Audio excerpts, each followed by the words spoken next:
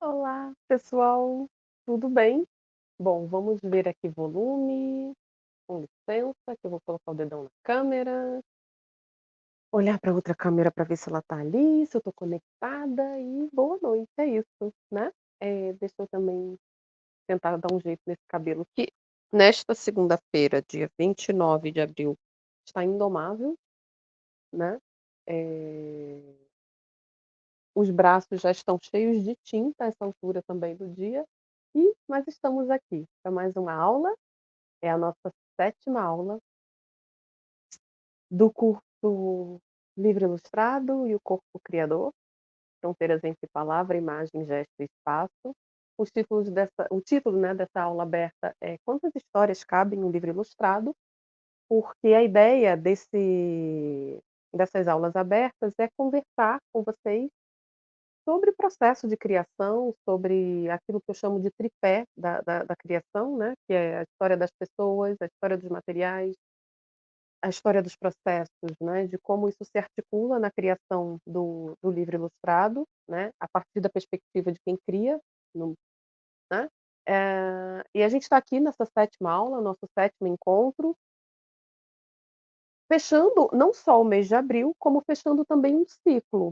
Eh, eu tinha pensado, de fato, esses 2 meses para abordar essa questão dos processos de criação a partir de alguns livros meus, a partir de alguns processos que eu já elaborei, executei, e é isso, né. Bom, e aí a ideia é que a partir de maio, a gente siga falando de processo de criação, a gente siga tendo como pano de fundo a criação de imagem, a criação de narrativas visuais, mas eu prometo uma nova roupagem, uma outra abordagem, algo que eu acho que na verdade é uma ampliação, né, desse pensar a imagem. Mas que no final das contas, tudo desemboca no livro ilustrado, porque é dali que eu venho, né, dali é ali que as coisas, ganham sentido para mim, né, que tudo se articula e cria uma vida, né. E bom, então vamos lá. Eu começo essa aula de hoje com alguém que para mim é muito especial. Eu sempre levo a palavra dela por onde eu passo, porque foi para mim uma é para mim uma grande guia, uma grande mentora, até hoje, desde que eu vi o filme Frankenstein pela primeira vez, e sim, quem me acompanha um pouquinho já sabe que eu estou falando de Mary Shelley. Deixa eu trazê-la para cá, essa frase que é epígrafe da minha dissertação, mas não só isso, né, essa fala da Mary Shelley é a grande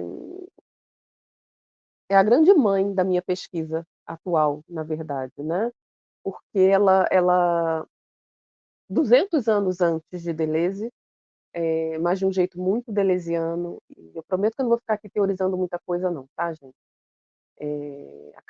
Academizando as coisas não, a coisa vai ser acessível.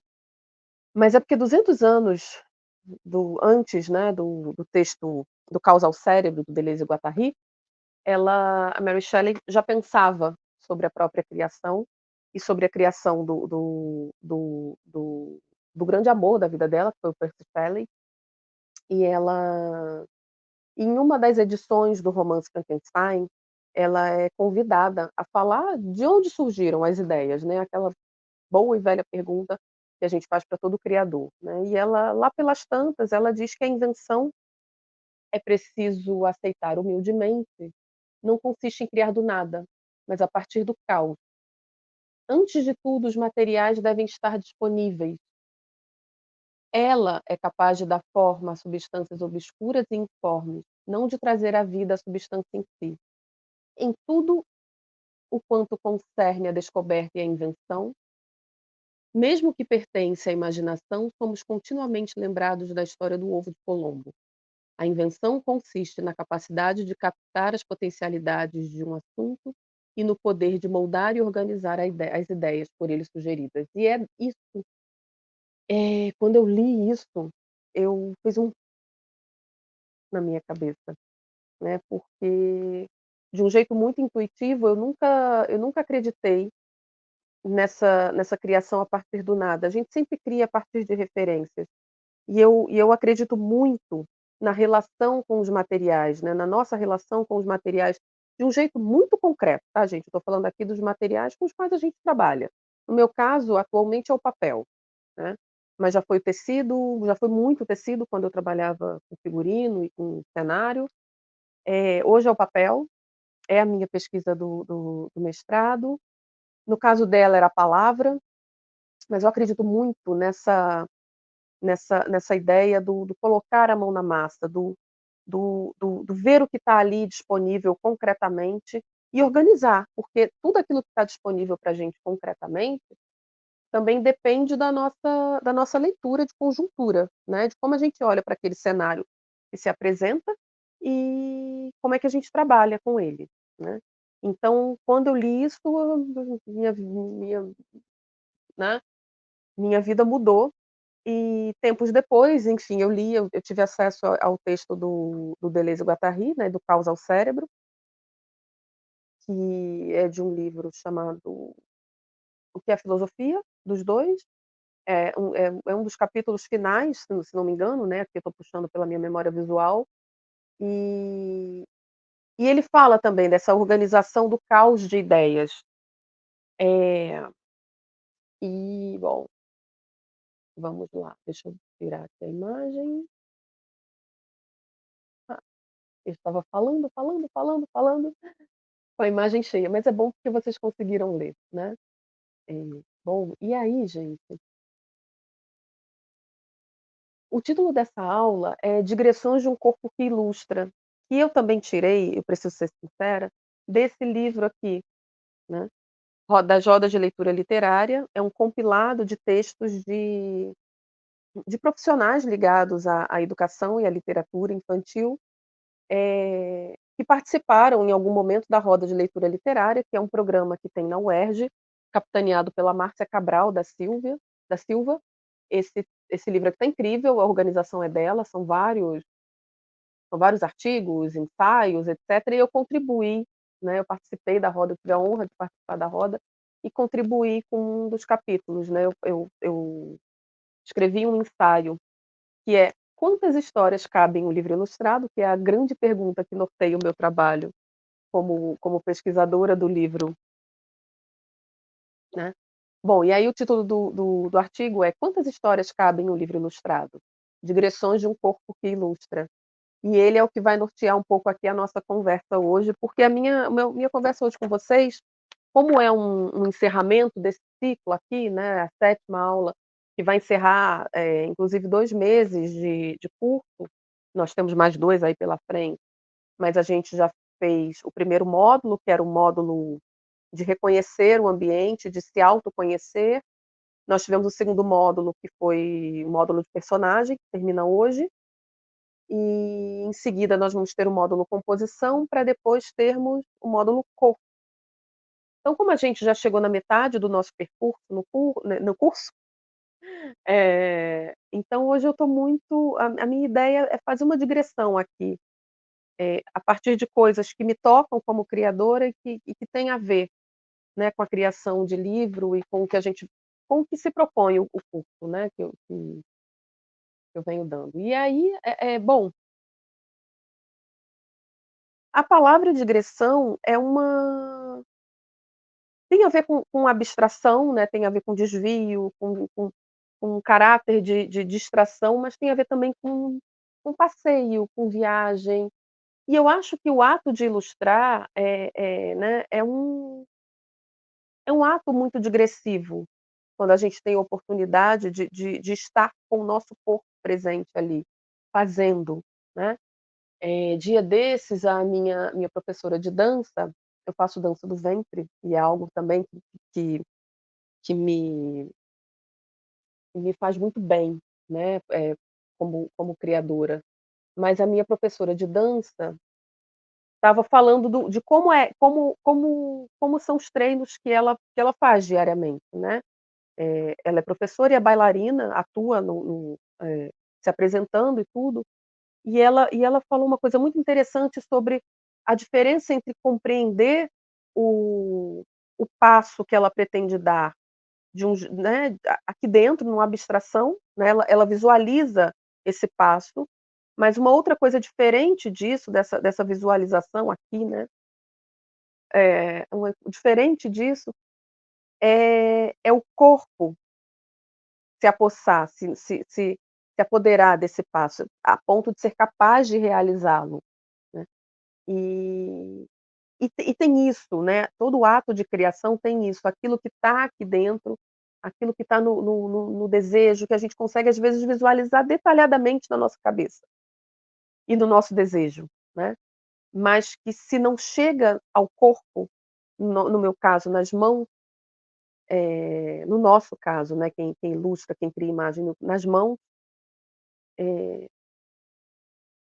essa imagem não existe, essa criação não existe, ela só existe na medida em que ela é concretizada, e para isso é necessário o corpo, para isso é necessário fazer. Assim como para o bailarino é necessário dançar o passo, deixar que o corpo compreenda o passo a ponto de executá-lo em cena, para nós é fundamental também fazermos, realizarmos essa imagem, senão ela é apenas uma abstração, né.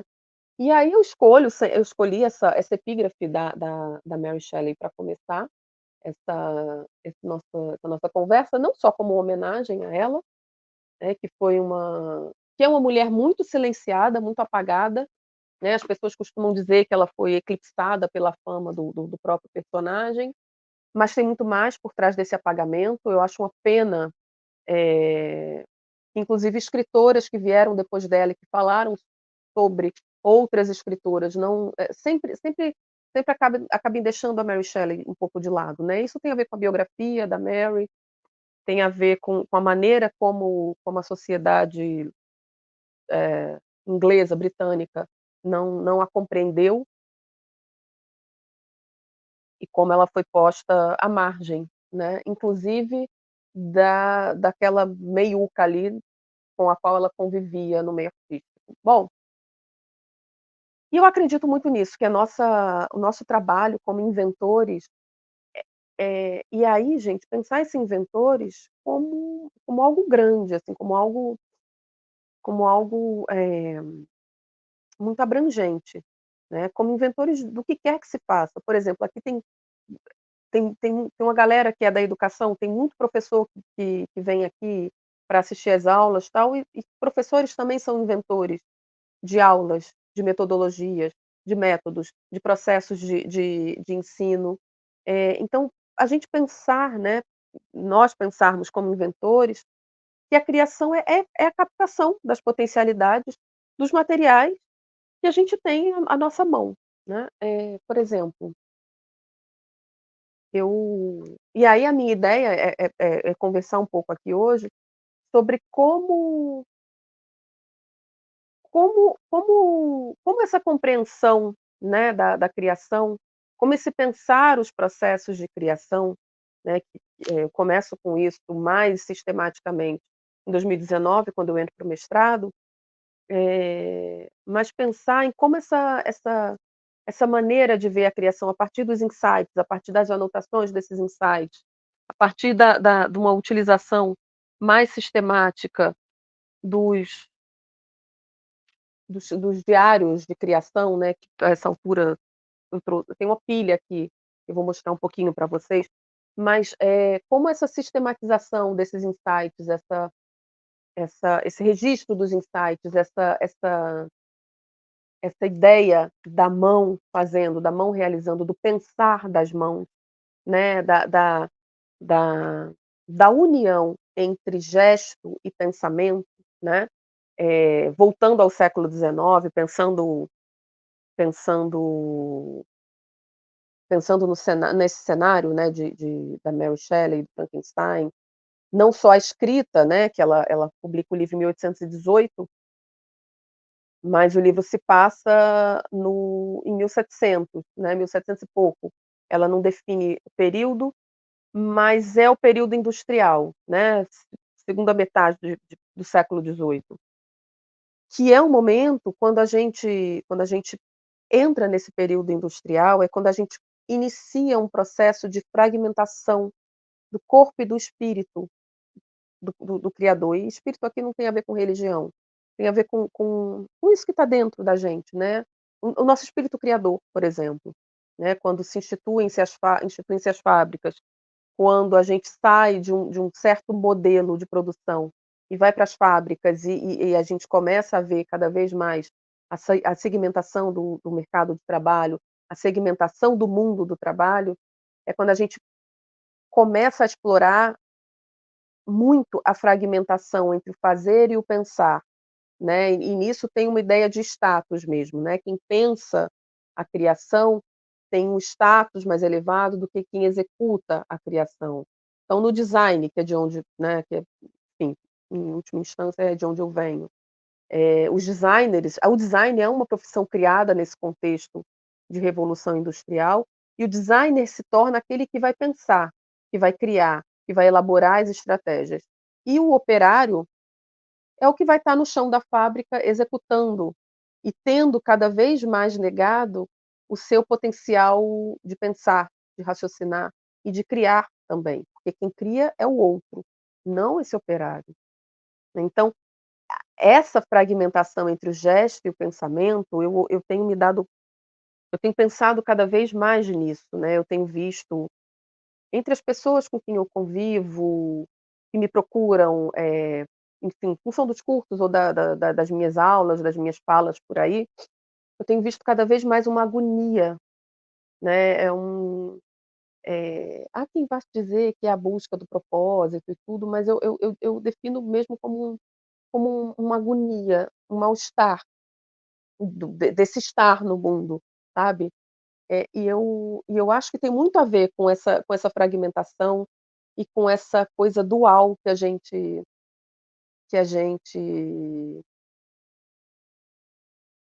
se forçou, né, quando na verdade nós somos um só, né. Então eu sempre falo para os meus alunos: "Se você não executa, você não criou", né. E se você não coloca a mão na massa, se a tua mão não está suja de tinta, ou enfim, quem trabalha com digital, mas se você não está ali imerso em todo o processo, você não vai criar, você não criou, né. A tua ideia não é nada, é só uma abstração, né. Bom, e aí, tudo isso vem me enfim, gente, hoje é o dia das digressões realmente, né. E aí eu parto de uma questão que é a materialidade, né, porque eu penso que as trajetórias de vida, quando elas são relatadas quando eu trago a discussão, essa ideia da história das pessoas, né, a história na nossa história, o nosso estar no mundo também é materialidade, se torna materialidade, porque quando a gente fala da nossa história, quando a gente ouve da história do outro, eh, a gente vai percebendo os momentos históricos de maneira mais pontual. E é impressionante o quanto, isso vai se tornando algo muito substancial na criação, né. Então eu sempre que eu reflito sobre materialidade, eu reflito também, eu trago um pouco dessa ideia da história das pessoas, né. E aí, gente, tem uma percepção, né, e aí a Anne, bom, a Anne historiadora está aqui, né, oscilando aqui o tempo todo, né, mas tem uma fala do Frantz Fanon, que foi um psiquiatra martinicano, eh, do século XX, né, eu acho que ele não chega até a década de 1970, mas o Frantz Fanon é muito conhecido por um livro chamado Os Condenados da Terra, no qual ele fala diretamente da luta pela libertação argelina, mas tem um outro livro anterior a esse que se chama Pele Negra, Máscaras Brancas. E o Frantz Fanon foi um psiquiatra martinicano que quando negro, e quando ele vai para a França estudar, né, ali a Martinica e os locais adjacentes eram colônias francesas, né, na época em que ele vai pra França estudar. E ele nunca tinha no contexto dele ali, né, ele nunca tinha se percebido como negro, uma vez que ele estava ali, onde todos eram, né, não era algo extraordinário. Até que quando ele vai pra França, ele narra que teve o seu primeiro ali foi o seu primeiro episódio de racismo, né, porque uma menina que está com a mãe, ele passa por ele e fala: "Veja mamãe, um negro". E é quando ele ali se dá conta de uma maneira muito brutal da sua condição naquela sociedade, né, então ele se dá conta do racismo no mundo, e ali ele se embrenha na nos estudos dele, né, sob viés da psiquiatria, ele vai explicar os reflexos do racismo no corpo de quem sofre o racismo, né, como uma doença, né, o quanto isso adoece o corpo e a existência da pessoa vítima do racismo. E ler o Fanon na faculdade de História, para mim, também foi um outro divisor de águas, porque, embora eu não seja vítima de racismo, evidentemente, mas ele sempre faz alusão, e isso mais nos Condenados da Terra, ele faz alusão à ideia da colonização, né. Então, ele tem uma fala que eu gosto muito, que diz assim: "O colono faz a história e sabe que a faz. E porque se refere constantemente à história da sua metrópole, indica claramente que ele é aqui o prolongamento dessa metrópole. A história que ele escreve não é, pois, a história do país que ele despoja, mas a história da sua nação quando rouba, viola e esfomeia. A imobilidade a qual é condenado o colonizado só pode ser questionada se o colonizado decidir por termo a história da colonização, a história da pilhagem, para fazer existir a história da nação, a história da descolonização. E por que que eu trago isso, né? Por que que eu estou falando de um psiquiatra que lutou na causa argelina para cá? Porque nós somos vítimas da brutalidade colonial até hoje. E eu, como criadora, não estou fora disso. E isso se reflete na minha criação, embora de maneira quase insuspeita, mas tem feito parte das minhas reflexões últimas, né.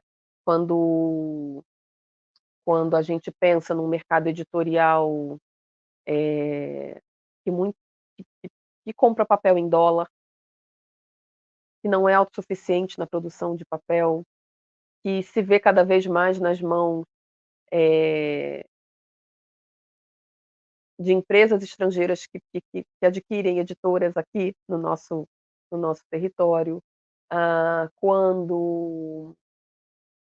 Quando a gente vê, em um contexto de crise de mercado, as editoras se retraindo muito na produção nacional e voltando a comprar muito material,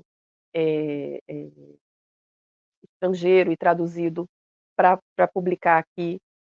E vejam, eu não pretendo, fazer isso em tom de acusação, mas em tom de reflexão realmente, né. Quando a gente vê, eu já falei disso em uma das aulas, quando eu falei da coleção Primeira Infância, quando a gente vê tantos livros brinquedo trazendo para a nossa primeira infância, que é um momento crucial da formação cidadã, da formação dos nossos da gente como, né, da nossa identidade, mas a maneira como as nossas crianças nessa fase são bombardeadas por material estrangeiro, eh, enfim, é por causa disso tudo que eu trago aqui o Fanon e trago essa ideia da colonização, né. Então eu quando eu penso, né, como é que eu vim parar aqui, como é que eu me tornei ilustradora, ilustrar nunca teve na minha lista de profissões, né, eu nunca quando eu era criança eu nem sabia que existia essa profissão, e também nunca teve na lista de profissões de qualquer pessoa, que qualquer pessoa tenha pensado para mim, né, até porque eu não fui aquela criança famosa pelos seus desenhos, como eu já contei em vários lugares, né, em várias aulas. E aí, por que que eu trago o Fanon? Porque o Fanon trata dessa violência física, da violência simbólica, que é imposta aos corpos colonizados, e eu acho que extinguir essa lógica colonial que maltrata o Brasil até hoje, né, a gente nunca se livrou das nossas feridas coloniais, das nossas feridas da violência do racismo, a gente nunca nem colocou isso em pauta de um jeito a pensar o quanto isso é arraigado no nosso projeto de país, né. Bom, deixa eu trazer aqui. Então, quando eu penso no livro ilustrado como um corpo, né, nesse corpo um corpo que é o corpo objeto e que nasce, renasce, se refaz na relação com o nosso corpo criador ou o corpo leitor, né, eu também trago a ideia desse colono que sabe que detém a narrativa, né, porque a nossa terra segue a lógica colonial e mesmo que a gente tenha se tornado independente mas muito antes da Argélia, por exemplo, que só foi na década de 1960, a gente ainda não se livrou dessa lógica, né, de quem que determina quem conta a história e quem é silenciado, né. Se a gente pensar, por exemplo, e aí é uma provocação, né, quais são as histórias que que que permeiam, que são contadas no mercado editorial para a infância atualmente, né. A gente ainda tem, eh, temas como racismo, como abuso sexual, tratados como temas, né, a ideia de temas transversais eu não tenho escutado muito essa expressão ultimamente, mas, assim, seriam os temas transversais, né, temas que passam por uma série de outros, mas que vejam, não são o tema em si, não são o assunto em si, né. Eh Quais são as histórias que estão nas livrarias? Quais são as histórias que estão chegando às mãos dos nossos alunos? A gente ainda trata, a questão do negro, por exemplo, no Brasil, como minoria, e aí os livros que tratam a questão do negro no Brasil ou, enfim, tudo que está relacionado a isso, é ainda um tema, é ainda uma caixinha, é ainda algo que não é o todo, que não está inserido no todo. Eu não sei se eu estou me fazendo compreender. Mas é isso, a gente não se livra de um descompasso, sabe, eh, porque eu acho que o colonialismo se infiltrou nos nossos corpos e nos nossos modos de pensar, e é uma tarefa muito árdua, pra gente se livrar, né, da gente se livrar desses pensamentos pasteurizadores, da missão civilizatória, do tentar educar a criança com livros que ensinem coisas. Com livros que retratam famílias, eh, esteticamente colocadas né, retratadas ali num certo ideal de beleza impossível de se atingir e inexistente no Brasil. A gente ainda fala, por exemplo, de ilustrar crianças negras em livros, como algo extraordinário. "Uau, que bacana, esse ilustrador pensou nisso". Caraca, se não me engano, eu posso estar pecando nessa minha afirmação, mas eu acho que não. A gente é o país com o maior número de pessoas negras fora do continente africano. Como é que pode ser exceção um ilustrador ilustrar crianças negras nos livros, né? Eh, e eu acho que essa ideia da colonização, ela está numa lógica de confinamento, nesse descompasso que a gente tem, né, entre o criar, o idealizar e o executar, né. Eu acho que a gente precisa, eh, ter muito vivo, a gente precisa vencer essa ideia de que a criação é algo do campo da idealização e não algo muscular, material, né. Se a ideia não tem musculatura, se a ideia não é feita, se ela não é realizada, ela não é nada. E quem apenas idealiza não é nada sem aquele que vai executar, hum. E aí também, enfim, eu acho que isso que eu venho trazendo aqui, eh, eu acho que encerra um pouco, né, do que eu fui trazendo nos nas últimas 7 aulas, né. E aí, bom, deixa eu avançar aqui um pouquinho,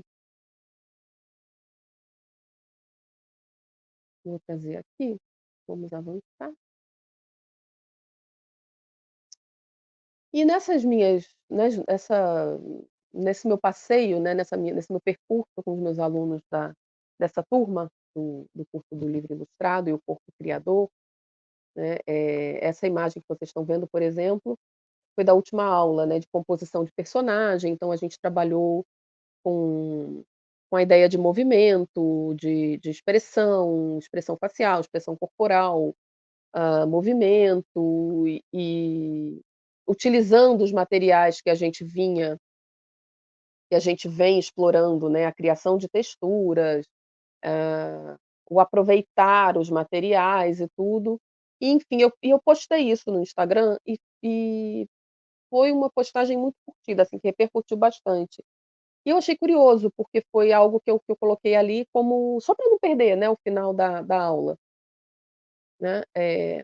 E essa também, né, é a minha mesa na conclusão de um dos encontros, onde a gente trabalhou com a ideia de monotipia, de gravura. Então aqui tem uma embalagem de Tetra Pak que a gente usou para trabalhar com gravura e tudo, enfim, e criação de rostos, de personagens, de cenas, de possíveis cenários e tal. E também foi um outro exercício que me fez pensar muito, porque não é raro, pessoas me perguntarem ou pessoas comentarem: "Nossa, mas a mesa fica bagunçada assim? Nossa, eh, mas eu vou sujar as mãos. Nossa, mas como é que tira a tinta da mão?" E tudo isso me faz pensar muito nessa coisa do confinamento, do quanto a gente confina os nossos corpos ao longo de todo o nosso percurso formativo, educacional, e o quanto uma tinta sujando uma mão pode ser revelador do quanto aquela pessoa, do quanto aquele corpo está confinado numa lógica, né, de cerceamento, de aprisionamento do seu gesto, da sua corporalidade, da sua criação, do seu potencial de criação, né. O quanto uma mesa bagunçada, e olha que nem tá tanto não, se eu virar aqui agora vocês vão ver que é bagunça. O quanto essa desordem numa mesa pode, engatilhar uma pessoa, né. E isso é muito interessante, porque a gente vai vendo o quanto a ideia da criação e a ideia da leitura de imagem, da fruição de imagem, vai sendo negado à medida em que a gente vai crescendo, né. Não é raro na educação infantil, professoras que ou rotinas, vou falar das rotinas, não vou falar de professor não. Na rotina da educação infantil, histórias, né, estarem presentes, né, as professoras, os cuidadores contarem uma, 2, 3, 1000 histórias durante o dia, né, durante aquela aula. Isso acaba no momento em que a criança se alfabetiza, porque quando a criança se alfabetiza, é a primazia da palavra, né, imediatamente o professor começa a esconder a ilustração, começa a dobrar o livro para a criança não ver a página dupla, as pessoas começam a ver um livro ilustrado e a elogiar muito o texto escrito, e não falar da ilustração, não ser capaz de ler a ilustração, porque também isso é uma competência adquirida e que deveria ser desenvolvida ao longo dos nossos anos na escola, para nos tornarmos leitores críticos, não só da palavra, mas também da imagem, sabendo que as 2 andam juntas e entrelaçadas, não só no livro, mas no mundo, né. Esse medo de que: "Ai meu Deus, estamos numa sociedade carregada de imagens.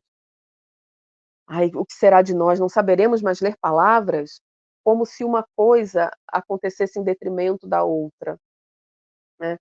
E eu acho que isso tudo tem muito a ver com essa com um certo verniz, como se a leitura da palavra nos alçasse e nessa sociedade estranha que a gente vive, claro que nos coloca num outro patamar, né, a plena capacidade de leitura da palavra, né, mas a plena capacidade de leitura só se dá quando a gente é capaz de saber que a leitura de mundo, a leitura crítica, a leitura completa, só acontece quando a gente é capaz de compreender que esse mundo nosso é essa confluência de imagem e texto e tudo junto, e camadas que se sobrepõem, e que a leitura dele exige uma habilidade que a primazia da palavra nunca vai dar, né. Então, assim, no meu nessa minha vida de ilustradora, né, veja, eu estou aqui nessa há 16 anos, e até hoje existe uma campanha que de vez em quando vem à tona, que é assim: ilustrador também é autor. Quase como se a gente precisasse ficar pedindo licença para dizer: "Não, gente, a gente também é autor", né. Há 1000 anos a gente debate a ideia de que não existe autor e ilustrador, e sim escritor e ilustrador, mas até hoje a gente ouve o autor e o ilustrador. E quando a gente fala isso, quando o ilustrador reivindica isso, parece que ele está doidinho, né, na sua vaidade criativa, e não é. É porque quando a gente se depara com essa distinção, né, o escritor e o ilustrador, a palavra e a imagem, é é quando a gente vê o quanto tem para se trabalhar ainda. Vejam, há 16 anos eu ouço isso, essa defesa de que ilustrador também é autor do livro. Eh, mas ainda temos chão, né, para percorrer, aparentemente. Não raro, eh, a gente recebe, bom, deixa eu passar aqui.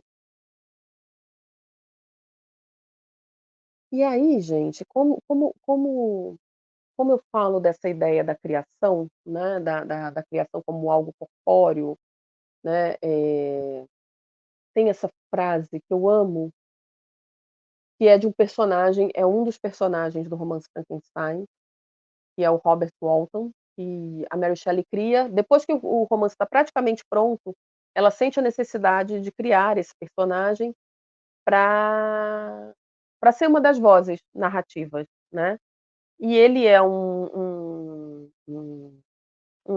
uma pessoa que, enfim, naquele século XVIII, né, naquela naquele alvorecer de uma nova mentalidade, de um novo ser estar no mundo, ele resolve ser um explorador do e ele quer ir para o Polo Norte, porque o Polo Norte é né, nessa geografia fantasiosa, o Polo Norte era uma terra, é a terra dos mistérios, é a terra sabe lá do quê, né, e ele queria ir para lá para descobrir esse sabe lá o quê que tinha lá, né.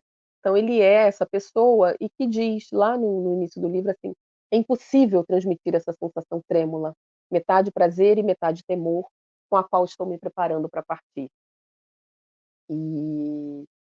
E é justamente ele lá trocando cartas com a irmã dele e falando, assim, do quanto ele estava se vendo como um trabalhador, né, assim, diligente, acordando cedo, trabalhando ali junto com a tripulação para aquele projeto ser posto em prática o mais rápido possível, né, da melhor maneira possível.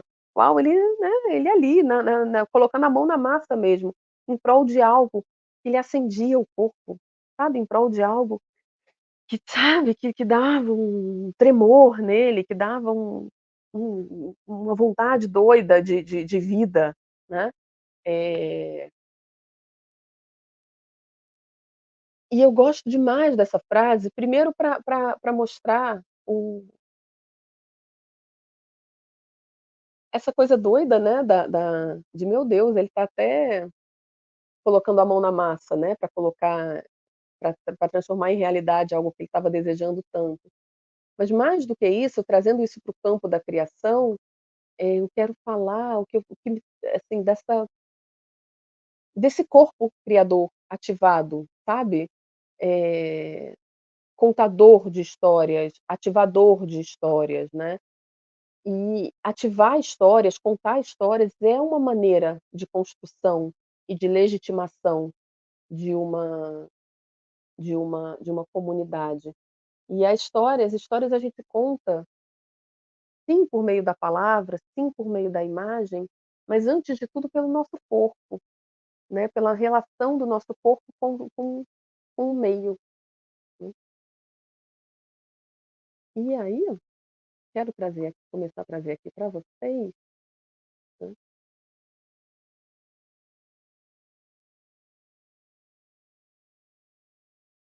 cadê? Tã-dã-dã-dã-dã.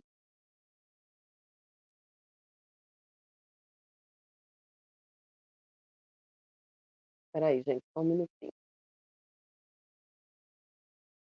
Bom, e aí é isso, a evocação, né, de narrativas é uma maneira da gente começar um processo de construção de uma comunidade, né. Porque é nessa evocação das nossas histórias, da história do outro, da história do espaço que a gente divide, da história do espaço que a gente não divide, que a gente vai criando laço e vai reforçando vínculos com o nosso entorno, né. Eh, e que a negação disso é exatamente o processo antinatural, né. Então, diante de um livro ilustrado, são muitas as camadas de narrativa que se relacionam ali, né. A gente tem, além das narrativas verbais e visuais e do objeto, né, enfim, outras tantas que vão dialogar nesse objeto, que a gente vai conhecer a partir do toque do papel, do formato, da quantidade de páginas por onde se atravessa isso tudo, né, tudo nesse objeto livro vai nos contar sobre algo, mas ali por baixo disso tudo, né, nas entrelinhas, nas entrecamadas, eh, existem as histórias das pessoas que estão relacionadas ali naquele livro, né.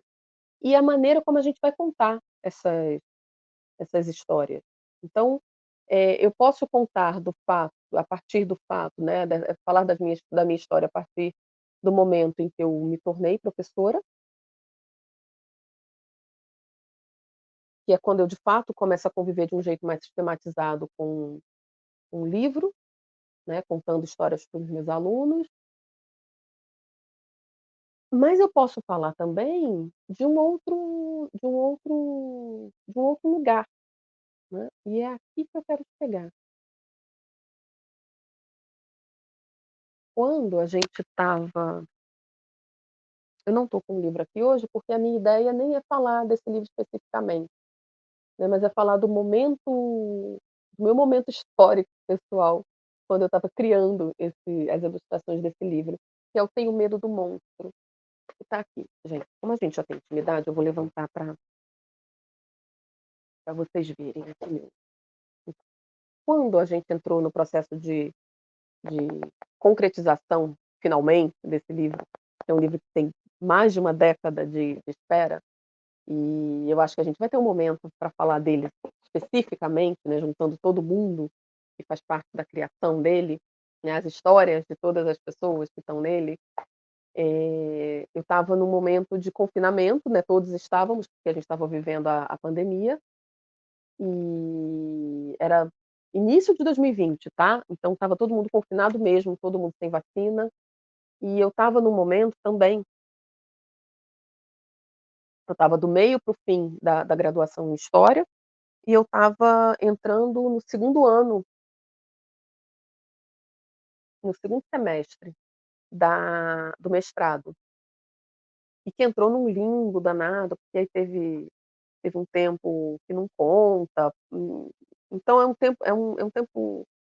tempo muito doido aquele, porque ele parou e depois ele andou, mas enfim, a gente estava com as aulas paralisadas, estava com tudo paralisado, eu ia começar o estágio de docência, não pude, então a oficina que eu ia dar presencial, lá pelas tantas eu tive que dar online, foi a primeira vez que eu dei um curso prático online, e vi que é um outro jeito de ensinar, mas eu estava num momento de muitas reflexões sobre essa ideia do que é matéria, como matéria ganha significado, o que é materialidade, né, porque é uma palavra que entrou um pouquinho na moda, essa ideia da materialidade, a palavra entrou na moda, mas eu tenho questões com o entendimento do conceito.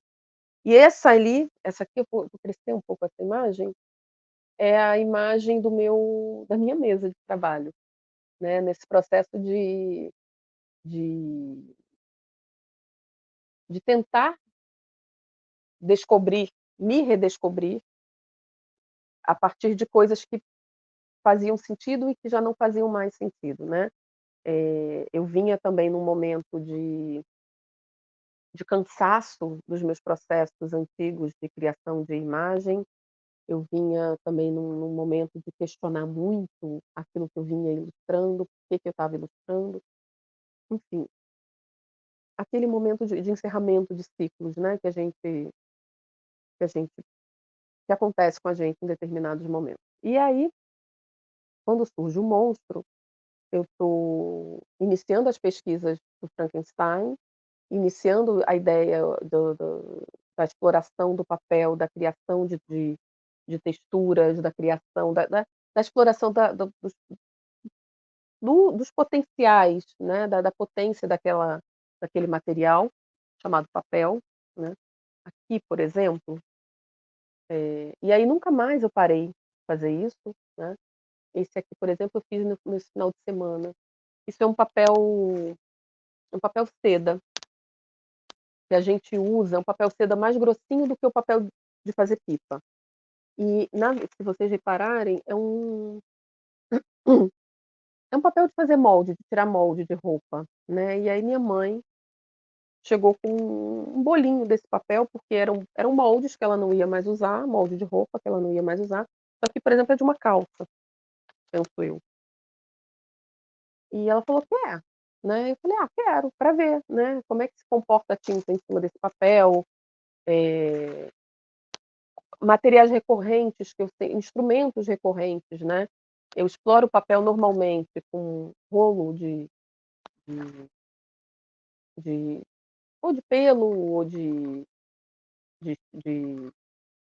espuma ou de borracha, né. E a tinta, ou a tinta PVA, que seca super rápido, ou a tinta, normalmente eu uso tinta a óleo, tá, gente, porque eu tenho dificuldade de encontrar tinta para serigrafia, então normalmente eu uso a tinta a óleo, que tem uma secagem mais lenta, então como é que elas dialogam com o papel? Como é que, eh, qual é o efeito delas sobre o papel? O papel esticado, o papel amassado, né, o papel, eh, muito amassado, eh, sobre o papelão, né, será que rola misturar as tintas? Qual é o tempo de secagem da tinta óleo sobre a tinta PVA?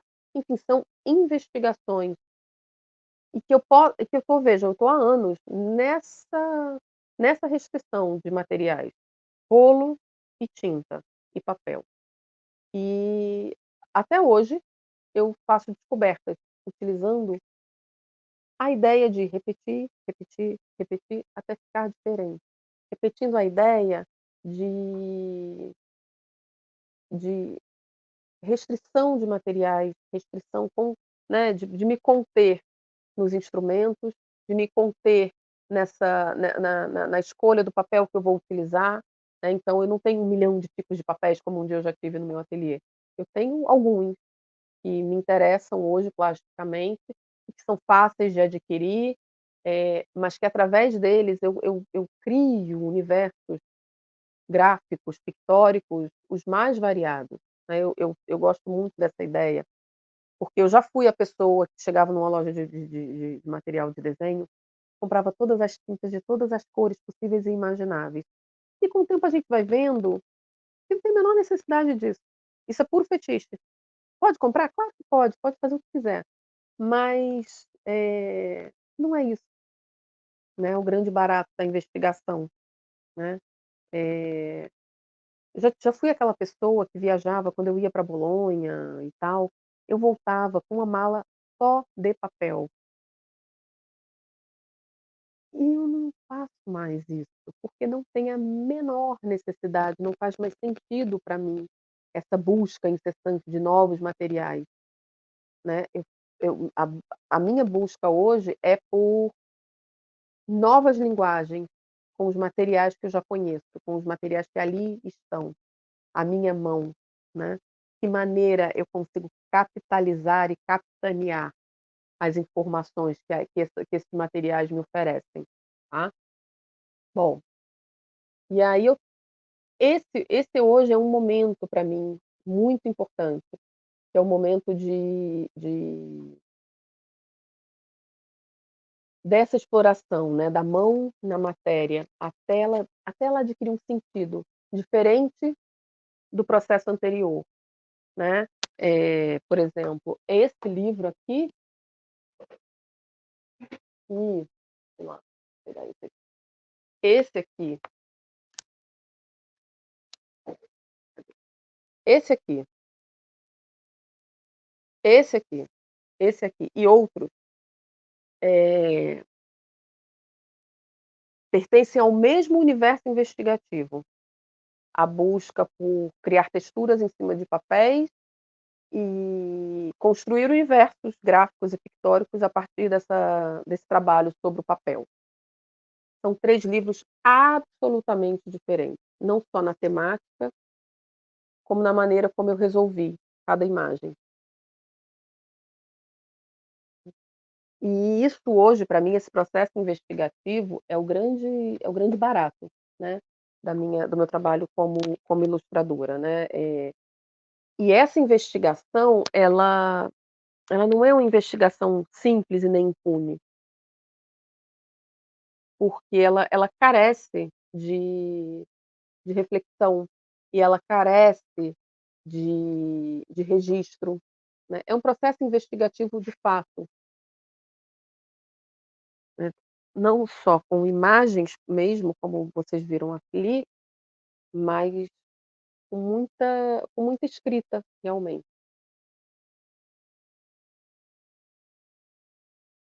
Isso tudo é o que eu considero o corpo criador ativado, né, é me colocar, não a minha biografia na criação de imagem, mas a fabulação dessa biografia, o quanto eu consigo, hum, me autoconhecendo através desses registros, através da reflexão dos artistas que me movem, que me interessam, hã, através desse trabalho de autoconhecimento,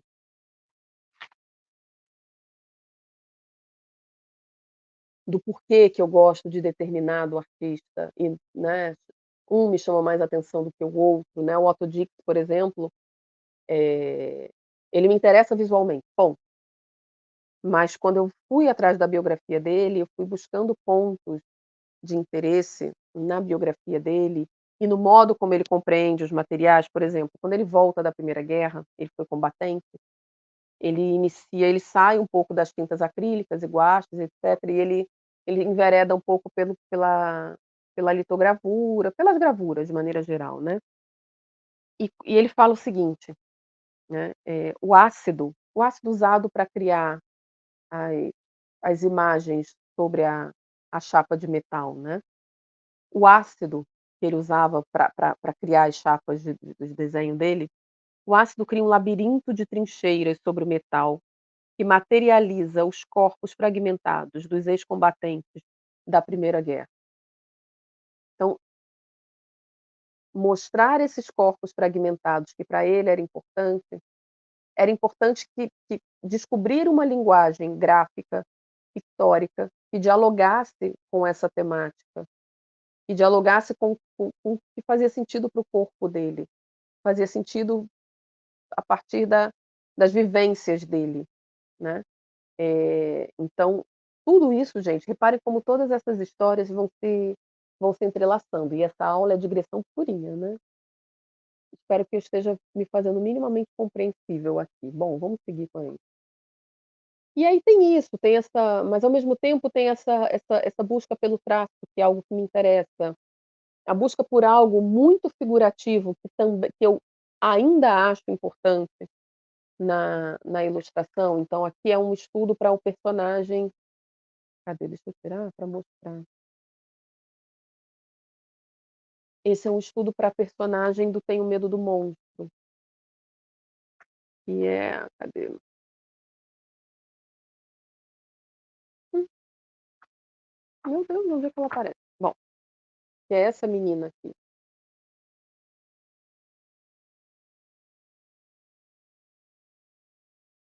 É que eu não vou entrar em detalhes de quem ela é, mas assim, eu acho que a partir dessa imagem dá pra ver que não há felicidade, né, e que há desconforto, digamos assim, né. Então, de que maneira que eu ia conseguir melhor retratar esse desconforto? De que maneira que eu ia, né, seria mexendo no movimento desse personagem, mas como? Como é que eu ia conseguir, através do traço e da colagem, dar vida a essa personagem, né. Uma outra coisa que para mim é essencial, e eu já falei disso em outras aulas, mas eu vou trazer aqui novamente, né, por causa dessa imagem, é a criação das bonecas do livro. Então, aí é o texto que foi diagramado pelo editor, né, o editor me mandou, o Sérgio me mandou já o texto dividido, uma proposta de divisão de texto, porque eu tinha liberdade total para mexer e tudo, mas ele me mandou algo para eu me ambientar, né, foi algo que a gente conversou, eu pedi que ele fizesse isso, para me dar um pouco de chão.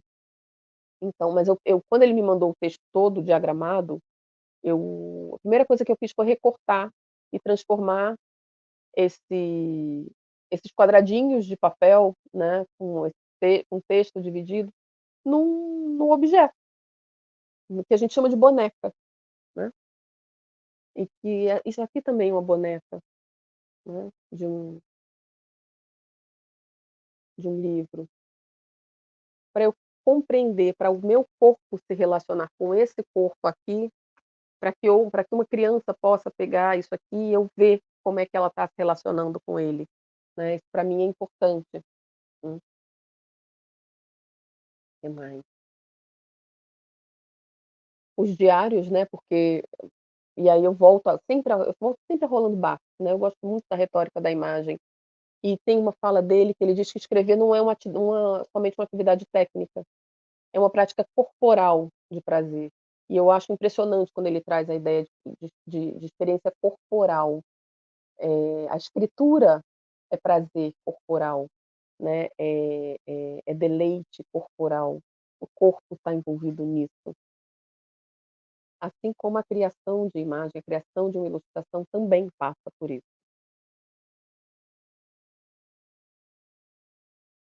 Aqui é uma imagem que eu fiz em homenagem ao Otto Dix.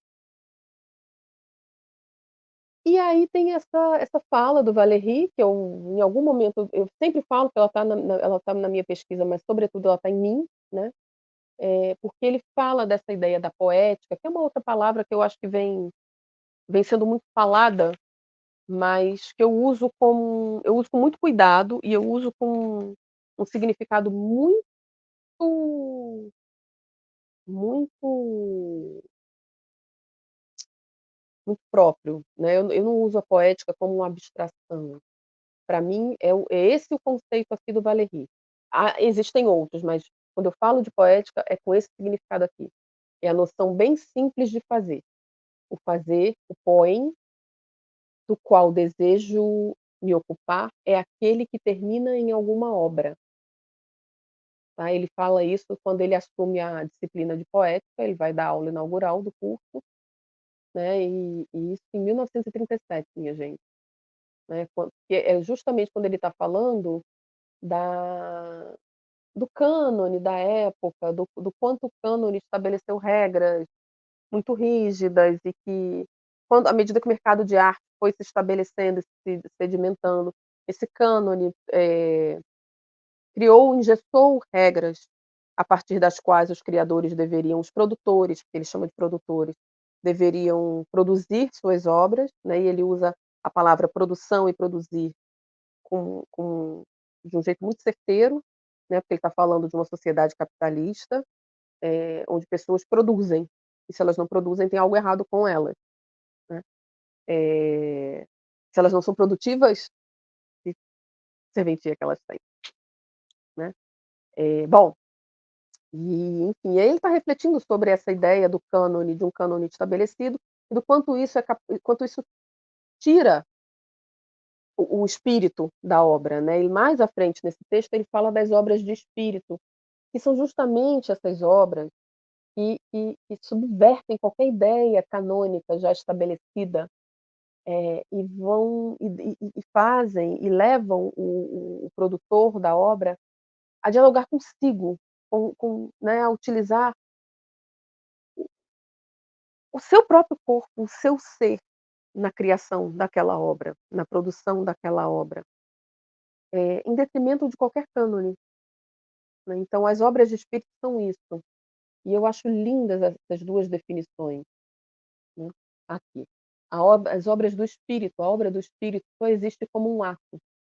Fora desse ato, o que permanece é apenas um objeto, que não oferece qualquer relação particular com o espírito, né. E aí ele segue falando do ato de ler um poema, do ato ele não vai falar de livro ilustrado, quem está falando sou eu, mas o ato de ter um livro ilustrado nas mãos e compreender que a leitura dele vai se dar na integralidade desse objeto, sabe, que tem esse tamanho e não esse, que tem esse papel e não esse, que tem esses 3 autores aqui e não outros autores, que foi criado nesse tempo histórico e não em outro, né. Isso tudo é história para contar num livro ilustrado, né, esse tripé, texto escrito, texto imagético, projeto gráfico, é um tripé que tem muitas outras perninhas,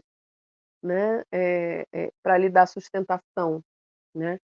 Esse livro aqui, ele vai se ler a partir dessa imagem e desse texto em comunhão, e não a partir de uma imagem que a gente dobre assim, ou de algo que a gente faça assim, ou de um texto que a gente leia assim, para a criança não se impregnar, valha-me Deus, da ilustração, né. Essa é a relação, e é por isso que a criança tem que ter esse livro aqui na mão.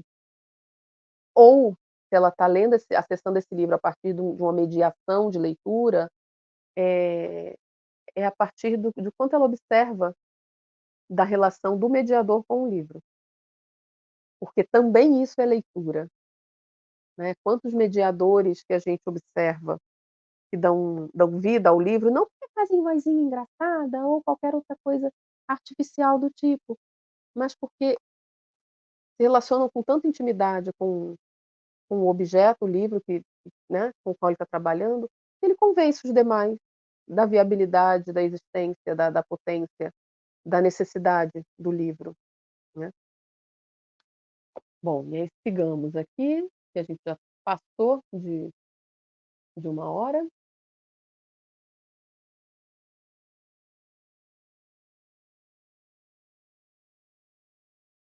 E aí é quando eu volto aqui no Tenho Medo do Monstro, porque é quando eu vou falar só um pouquinho, né, desse processo aqui de criação, porque eu não quero gastar, porque eu quero muito fazer um momento com esse livro aqui ainda.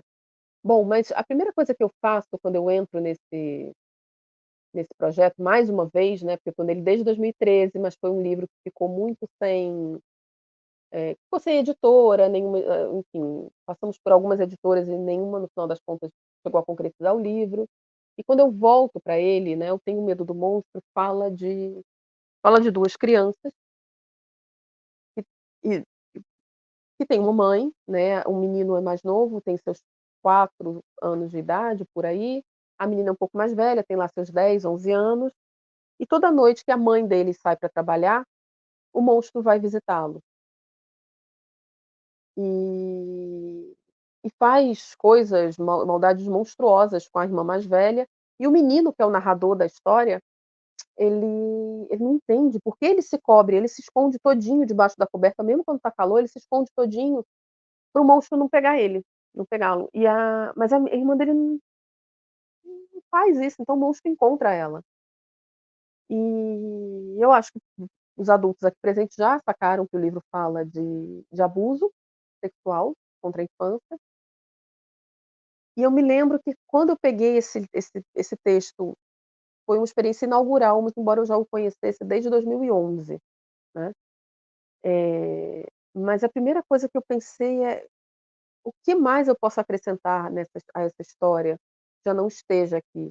E se a gente lê o texto da Ana Cláudia, é um texto corrido, é um texto que faz sentido, a gente entende o livro, a história, não o livro, a história, a gente lê lê e flui a leitura, tá. Então o que que eu podia acrescentar?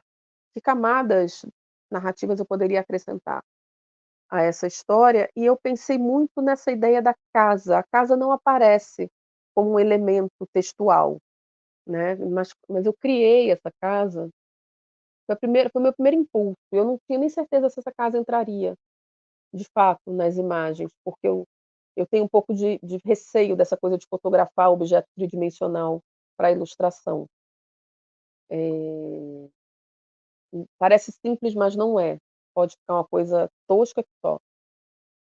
Mas eu criei essa casa justamente para pensar nessa experiência dessas crianças, eh, naquele espaço que deveria ser o espaço de proteção, né, o Bachelard fala disso, né, que a casa é o nosso primeiro microcosmos, é o primeiro espaço de proteção e de relação nossa com o mundo. Então, o que que acontece com a gente, com a nossa psique, quando essa casa traz esse essa premissa, né. Eu fiquei pensando nisso, assim, como devia ser assustadora a experiência dessas crianças nessa casa, sobretudo para a menina, né, não esqueçamos a vítima é ela. E e e e eu me pus a construir essa casa de papel, de papelão, que era o que eu tinha à mão, né, como ia ser pintar essa casa com os materiais que eu vinha utilizando para minha pesquisa do mestrado, usando rolo, usando a tinta PVA, eventualmente usando óleo, como foi quando eu descobri, né, que ela sob a luz direta do ateliê gerava essas sombras, né, e aí eu posso dizer: "Ah, foi uma bebi do expressionismo alemão". Sim, mas não só, né, isso está na minha pesquisa, quem viu agora há pouco eu mostrei os diários e tem cadê?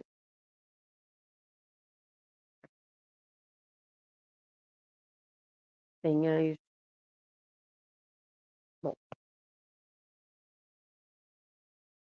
tem uma imagem que para mim é muito cara, que é desse carinha aqui, das mãos de Orla, que é um filme do expressionismo alemão de 1924, né, e essa ideia do monstro, da mão, da casa sombria, da coisa soturna, não podia ser só uma afetação artística de: "Ai, porque eu gosto do expressionismo alemão", não se trata disso, né, mas se trata de ir buscando, de dando sentido a às minhas criações a partir do meu arcabouço criativo, né.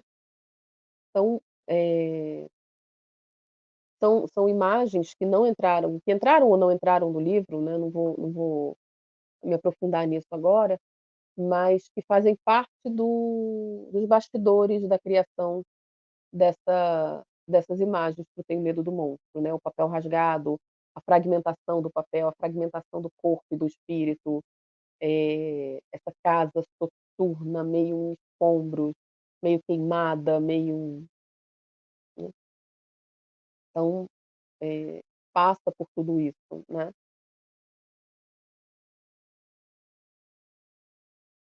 Bom,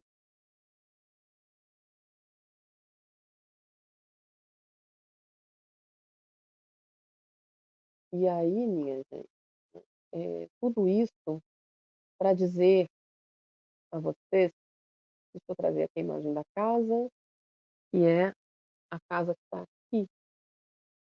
Aqui ela está muito em silhueta, né, porque é uma foto feita pelo Paulo Otero.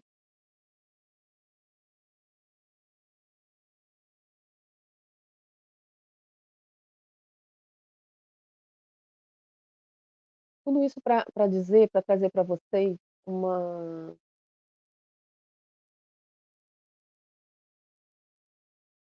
né, e eu estou bem digressiva hoje, né, divagando que só.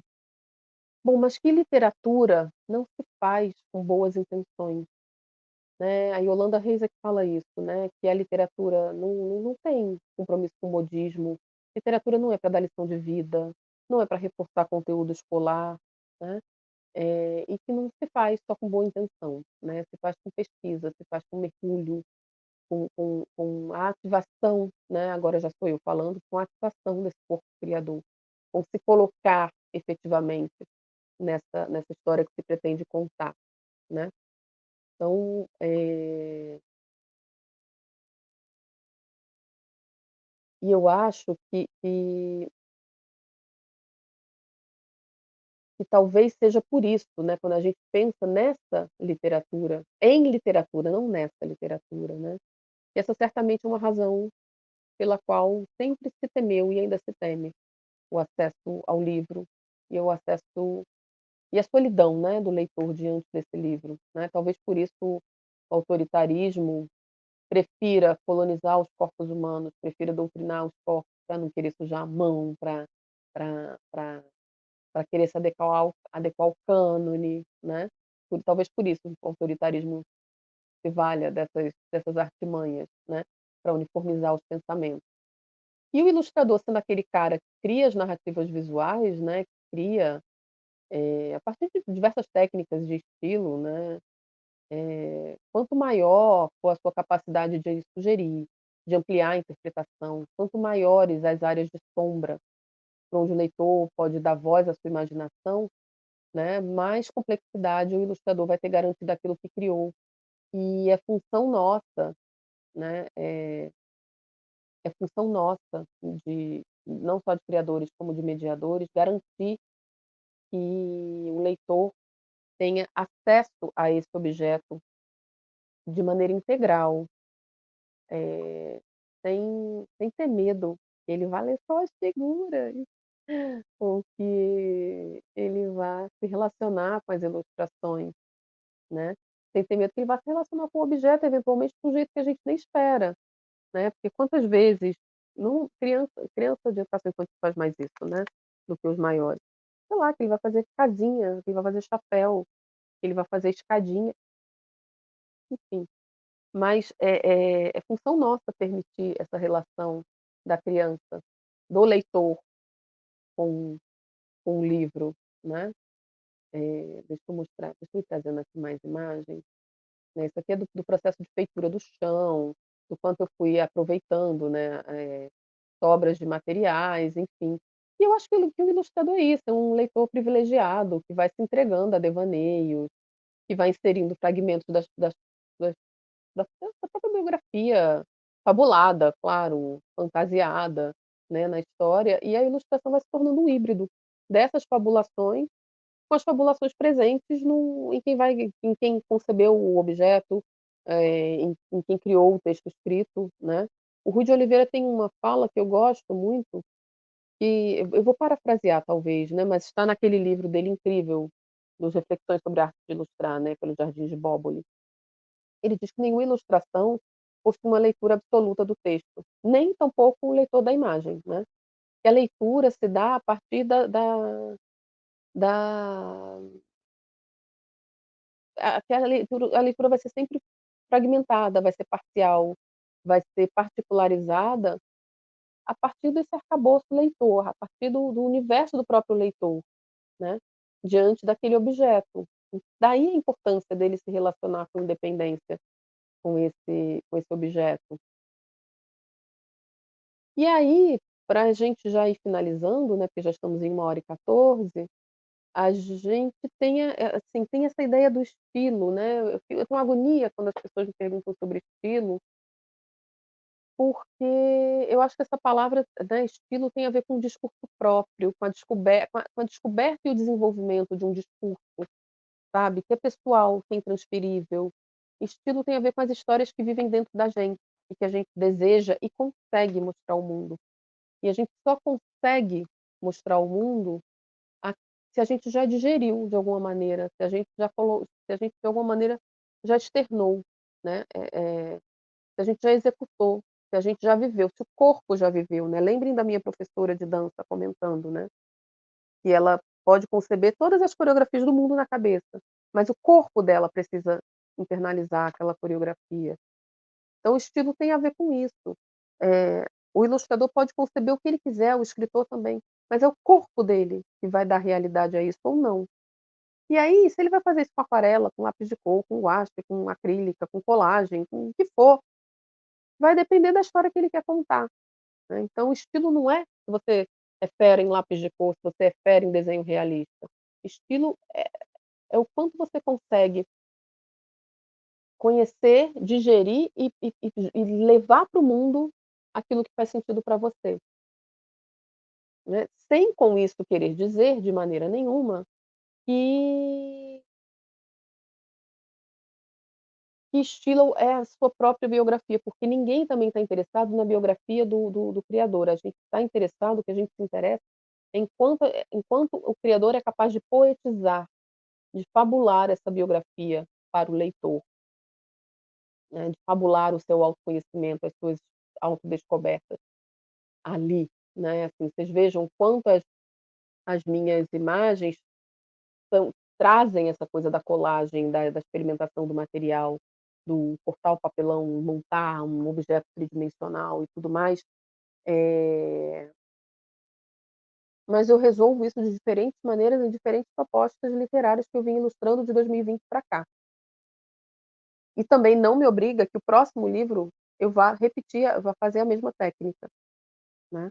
Vai depender da história que eu tenho para contar a partir daquele texto escrito ali, ou de nenhum texto escrito, na real, né.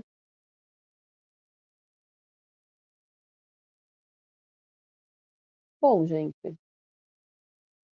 e aí a gente tem as histórias dos processos, que eu já contei para vocês, já falei da exploração dos materiais, das bonecas, do quanto é importante para mim trazer essa ideia dos dos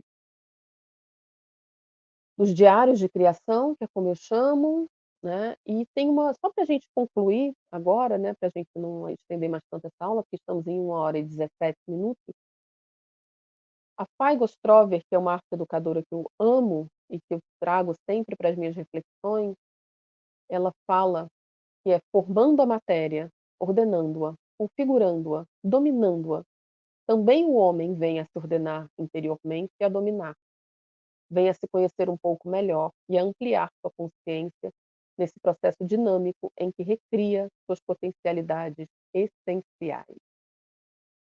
Então, quando eu me ponho criando texturas aleatórias, né, com esse um rolo, né, eu tenho uma caixa aqui, um retalho.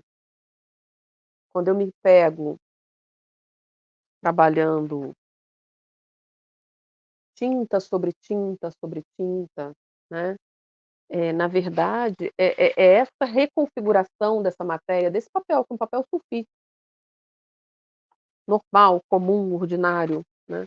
Quando eu me pego usando, né, enfim, criando essas texturas, é uma maneira de também me ordenar e me reconfigurar, me reordenar, ressignificar várias coisas que nem sequer às vezes estão no plano consciente, né. E é desse organizar as matérias, né, de organizar, de configurar as matérias, dando-lhes materialidade, que eu vou racionalizando, raciocinando coisas, caminhos para a criação desse livro, né, desse ou daquele livro, né. Então a materialidade, gente, é a matéria, né, aqui no caso, o papel sulfite,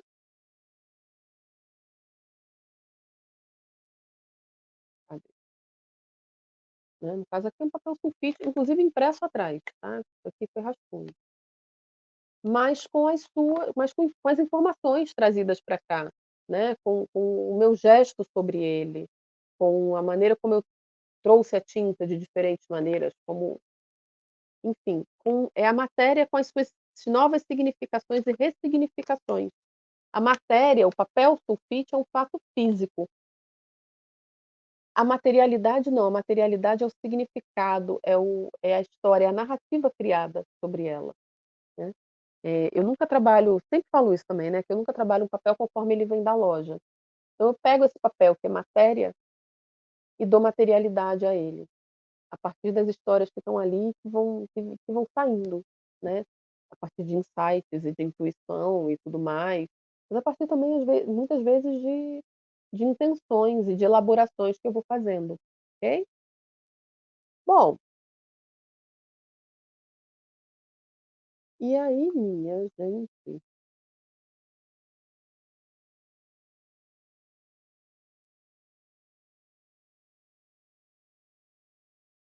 eu acho que é isso, né, então, quando eu olho para o livro como um corpo, né, o livro é um corpo, ele tem miolo, ele tem rosto, ele tem cabeçalho, lombada, ele tem dorso, ele tem orelha, ele tem língua às vezes, né, ele tem enfim, ele tem pés, né, se a gente pensa na capa e nas páginas como pele que vão carregando as marcas da história desse corpo, né, no seu diálogo com o mundo, né, eh, a gente não tem como não pensar em corpo, né, no livro corpo, né, num livro que nasce, num livro que vai perecer, mas que antes precisa se relacionar, né. O corpo do livro ilustrado se constrói de discursos de diversas ordens e sua fruição só se dá no encontro com outros corpos, produzindo marcas, produzindo códigos, produzindo narrativas que vão se dar em fluxo, né. Eh, Essa experiência pode parecer desordenada, os corpos dossilizados, né, pasteurizados pelos processos coloniais pelos quais a gente vai sendo submetido, né, na nossa existência, ninguém está livre disso. Mas são esses fluxos, né, de vida, né, de relações, né, fluxos conceituais que vão dar sentido ao corpo imagético e textual, eh, acrescentando camadas de novos sentidos sempre, sempre. Cada livro um corpo, cada corpo uma história, para cada história um formato,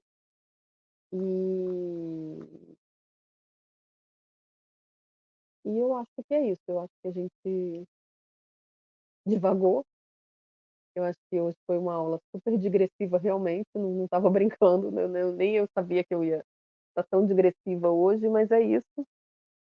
Espero que faça sentido de alguma maneira, faça sentido para vocês, o que foi conversado aqui.